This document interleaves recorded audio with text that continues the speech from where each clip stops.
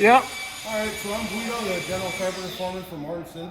Today we're going to just take a look real quick at stud framing, steel stud framing in a commercial building. So what you have is a couple parts here.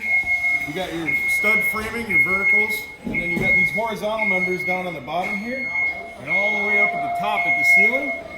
And that's your top and bottom track where the studs sit.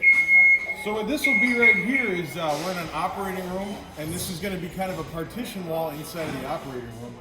So for this kind of wall, there'll be some electrical coming in later, and we can take a look at that at some other time.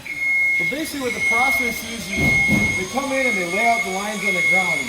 Although it's a little dirty, you can kind of see here, they've got the layout lines, and they've got a couple down here. This first one is for the track, and then later for the drywall. And the goal with that is just to make sure this works in the room for everybody else coming in with anything they need to put inside the wall.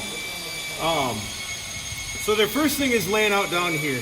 Then they take a laser and they'll get that top track lined up where it's got to be.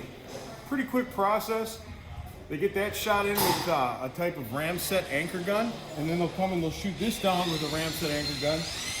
And then the studs, they just come in, they'll cut the size, and they put them in.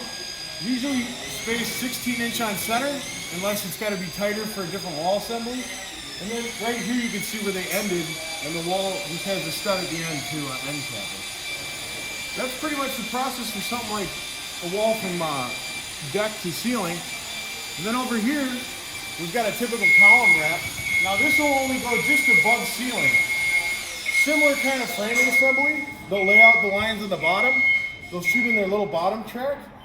And then what they'll do next is kind of form up one side, get that tipped up, and then work their way around the column and make sure it's squared up.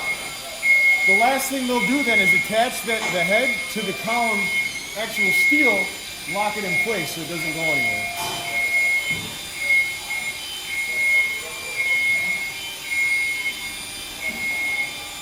This is a ramset anchor gun for shooting pins into concrete.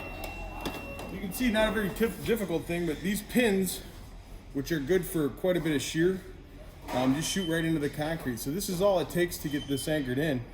And if you look down here, you can see they go about every foot, shooting them in. So these will be in your ceilings and your floors just to hold to the concrete.